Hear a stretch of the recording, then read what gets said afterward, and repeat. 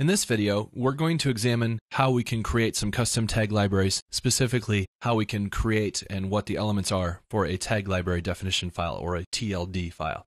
So before we actually get started coding, I wanted to take a moment to just focus in on these library files and just make sure that we're aware of everything that's in them before we create them.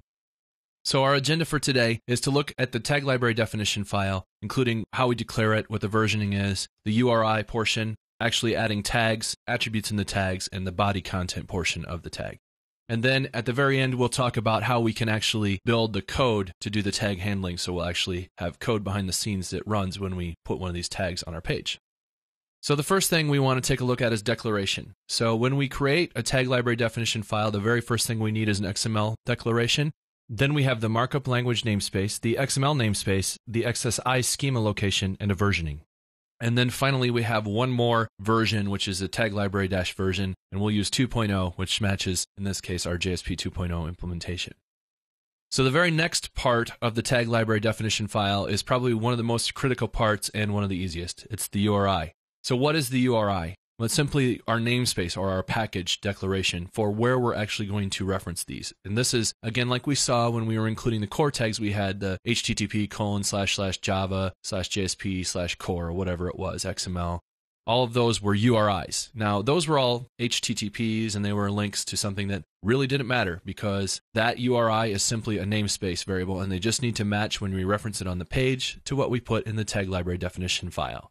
If they don't match, the tags won't work as expected, and it doesn't really matter. It doesn't have to be a real location or a link. It's simply just an identifier that we use when we reference our tags. And so again, like a namespace. And so it could be something like my tags if we wanted it to be that simple.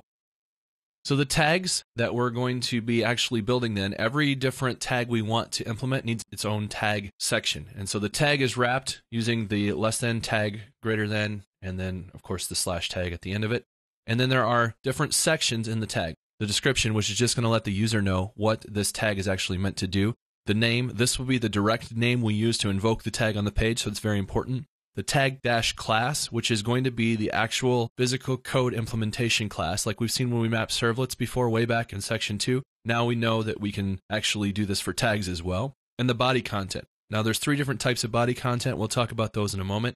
And then we have attributes. Now, attributes are optional and repeatable. And of course, we can have as many tags as we want in a tag library definition file as well.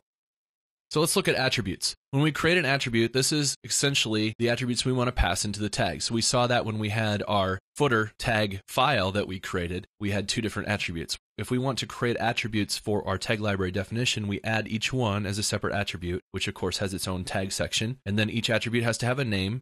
You need to tell the system whether or not it's required so they can actually make sure that either they enforce that attribute is actually set or it's not. And then finally, RT_EXPR value or RT expression value.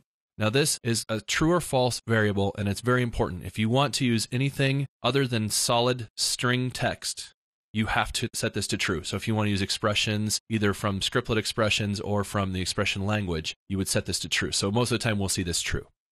The body content then is the other section of the tag, which there are 3 different body contents that we're going to look at. Tag dependent, which is simply used if we have embedded commands handled by the tag library or usable in the tag library, such as maybe a SQL statement or something like that might be passed in a tag dependent situation. The empty tag means there's no body at all. So you can't put anything in between the front and the back of the tag. So there's actually a self-closed tag most likely in that situation.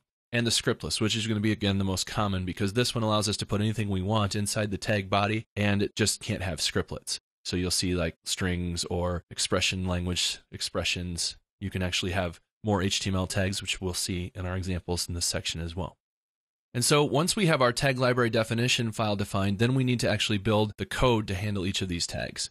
So what we'll need is a class that simply extends the simple tag support. Now, there are some older tags that are available, but we're only going to be looking at the newer version, the simple tag support. And so we'll implement the doTag method of that simple tag support to actually do our code. And if we have attributes, we need to have a public mutator for each one of those attributes so that we can go ahead and set it through our code. Just like you would expect if we were doing a useBean, here you're going to have that attribute being passed in as well for our tag. So in conclusion, we've taken some time here to briefly look at what we would need to do in order to create a tag library definition file.